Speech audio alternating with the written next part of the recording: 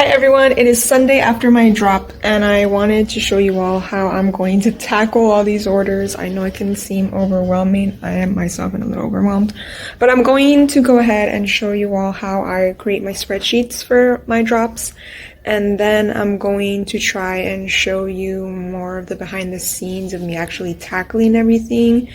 And bear with me, I don't know how well this is gonna go for the video because obviously I want to try and get these out as quickly as possible. So if my filming isn't the best or if I miss some things, do let me know. But I also wanted to go ahead and show y'all real quick my website. I forgot that part in my last video, so I'm going to show you how I set up the drop so that everyone, especially for new customers, I wanted it to be easy for them to access and see everything and purchase. So I think that that also helped me. So I'm going to go ahead and stick that in here first, and then we'll get to all the goods of how I'm going to get these orders out.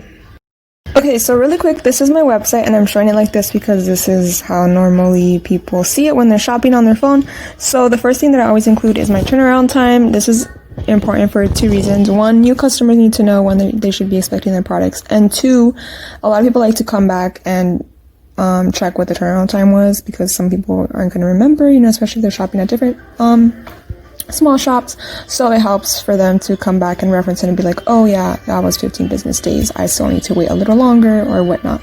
So then I have this cute little graphic, or at least I think it's cute, and bam, here are all my drop items.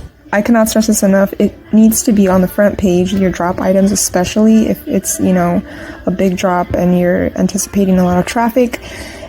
It's important because they shouldn't have to figure out like where it is, you know, they shouldn't have to be fishing around and like checking all your different menu items and figuring out where it is, because the more time they have to spend on your website and find your items, the less likely they are to check out.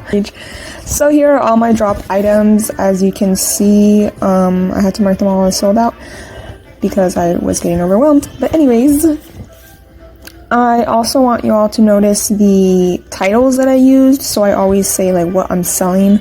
I'm always saying what I'm selling. Like, this is the bummies, this is the dress, these tops and bummies are sold separately. So you always want to make sure that everything is straightforward for your customers. And now I'm going to show you what it looks like when you click on it.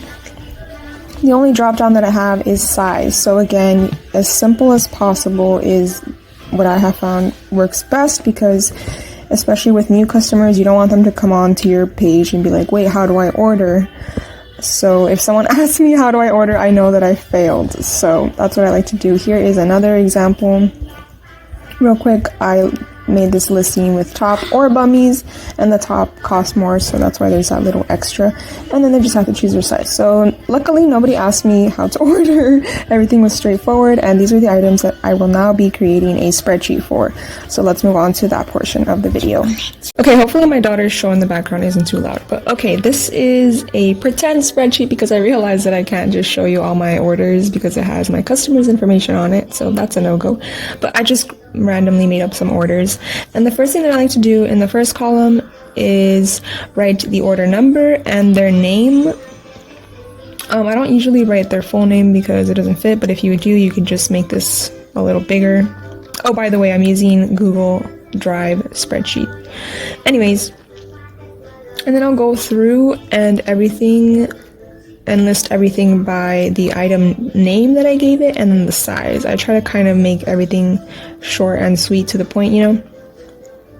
So then here is all my pretend orders, and I'm going to go through and show you how I would tackle this. So I like to go by fabric. So what I do is I go to Control F, just to find in the spreadsheet, and I tackle all of the same item. So I like doing it this way because then I can select all of the same item. And what I do is just highlight all of those. So bam, bam. Oops, I'm not clicking it. I just select all of them. Sorry, I'm clicking my control key as I select all the orders, or I mean all the items. And I give them a random color. Let's go with cyan or whatever that is. And then let's say I also feel like cutting out all the bell sleeves. So then I would do the same thing. Look at bell sleeve, or I mean search bell sleeve. And again, just select all of those and highlight. And now I'm going to highlight with a different color. So I'm going to highlight these orange. There's so many different colors too, so you don't have to stick to these colors. And then I go ahead and cut all of them. I do have a video on how I batch, cut, and sew, so you can go reference that video if you need to.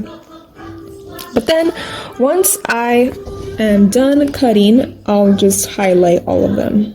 Oops. I'll highlight all of them back again to a different color.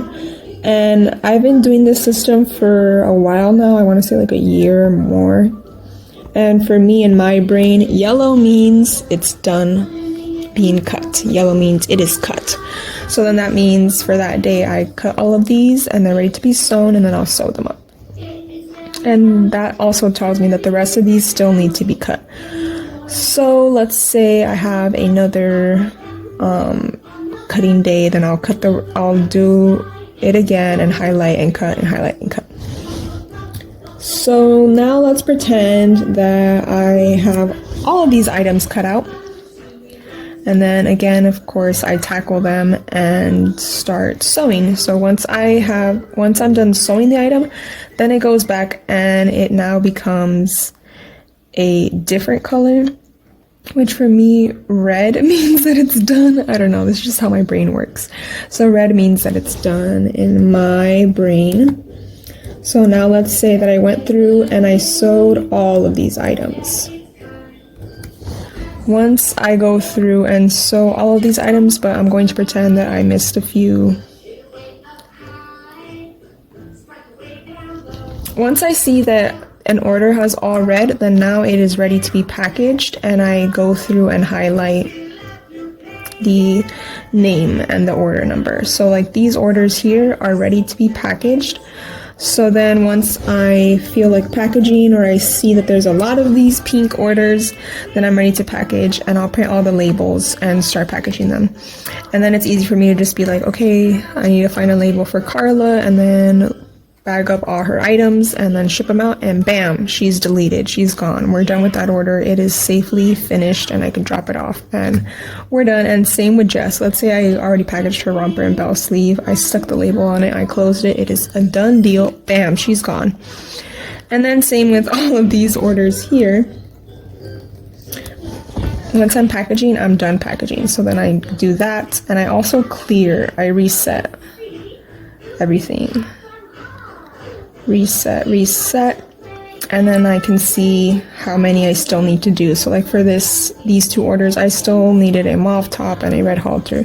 But then once I sew those up, these orders will also go through the process of being highlighted all red, and then being highlighted pink, and then being packaged, and then being deleted. So just if you want to use this method, just choose some colors that work for you and however your brain works, or if you want to do a completely different spreadsheet, go for it. But this is just how it works for me. I know some people like to print out the packing slips and work through that way, but this is the way that I've been doing it for a while, and it works for me.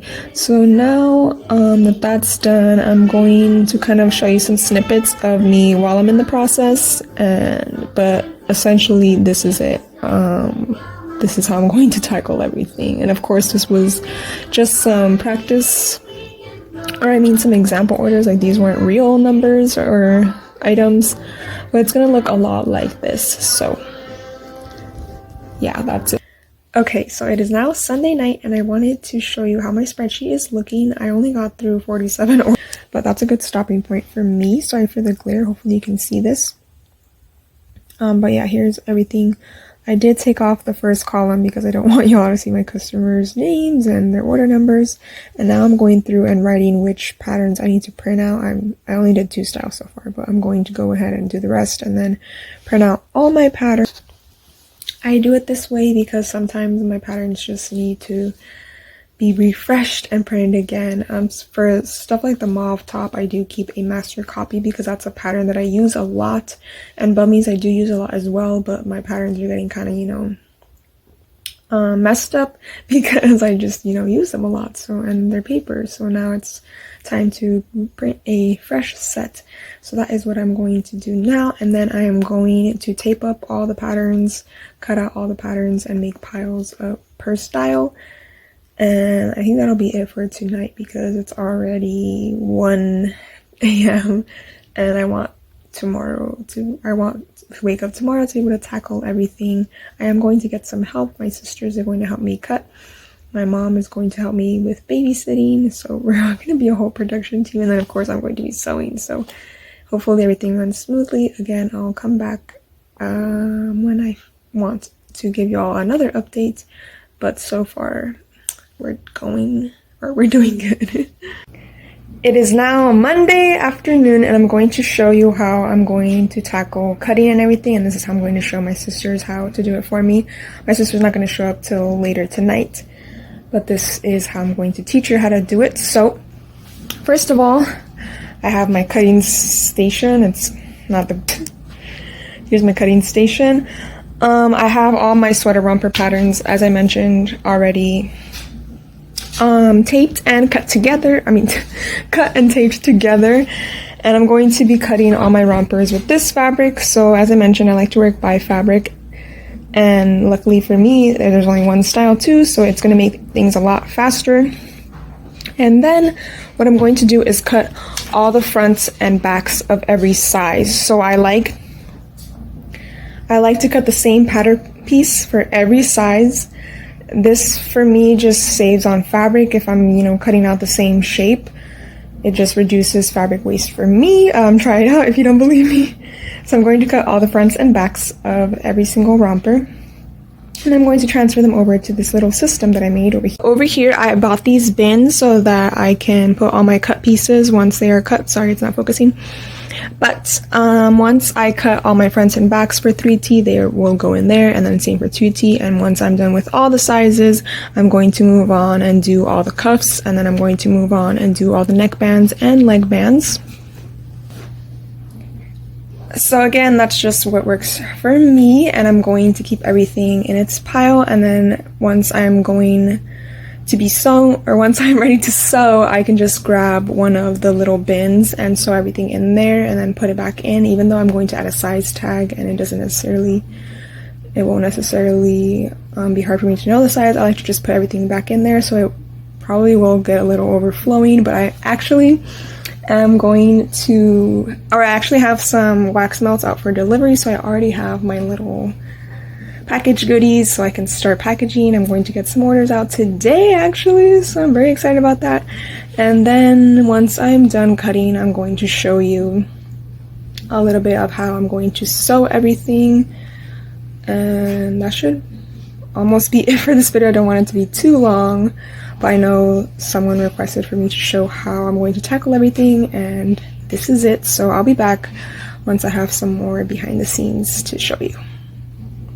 So right now I'm taking a break and watching my daughter play. For anyone that has kids at home, I definitely like to balance work and hanging out with my daughter. So right now I'm taking a break. I think I've cut about like 30 items, I want to say. So I'm gonna do a few more so that I could just sew, and then my sister will be here either tonight or tomorrow night. One of these days she's gonna come help me. I'll let you know when that happens. And sorry I keep looking at myself. I'm just feeling myself today. That's one of my tips. If you really need to get to work, make some time for yourself. Like, I normally don't wear eyeliner, but I did it today and it's really cute. So that's another one of my tips. Don't just work. Definitely make some time for yourself and for your kids especially. So that's my update for now, and I'll show you once I'm actually sewing. So before I get sewing, I wanted to show you my little bins and how they're looking. They're getting a little full. My 2T is always the biggest, and then I have the rest here. I'm going to have to make some bins for smaller sizes like newborn, and an extra one for sizes 4 and 5T, but I'll figure that out when I get there. I knew that these are my most popular sizes, so I haven't had to use any of those yet, but this is what it looks like. And I'm literally just going to grab a bin and start sewing, and the reason that I do this is so that when I'm doing my tags, I know to tag everything in here as 3T. And let me show you my tag real quick. This is what my tags look like, and then I have a pen where I write my sizes. I got this pen, I forget what it's called. I think it's Label-ishes or something like that. And it writes really well on these satin labels. And I'll include where I bought both of these in the description below. They're both from Etsy. But yeah, I like to just write or figure out how many items are in the little bin and make sure I write all my size tags so that they're ready for me to sew them on. And then as far as sewing, I like to do everything on my serger first, and I leave all the hemming for the end. So I'm going to, or how I normally do is I do shoulder seams, neckband, just so I can attach my tag as quickly as possible. And that just helps me not get the sizes mixed up, even though I have the bins. Every once in a while something happens. And then I like to attach my sleeves, close up the side and the sleeve, and then add cuffs, and then it's ready to be hemmed. That's like a normal shirt, you know? So I just like to do all the basic construction of my serger first. So I'm going to do that with every bin and then put the bin back, and then I'll move on to the next size. So hopefully that all makes sense, and we're almost done with this video. I'm just going to show you once I'm ready to package an order, and then that'll be it. And that is how I'm going to tackle all of the orders that I have currently. Okay, so I'm super excited because I just finished enough to package 9 orders. I'm still going to continue sewing, but this is a good stopping point for me to film the end of this video, which is me packaging my orders, and I'm going to show you how I have it set up.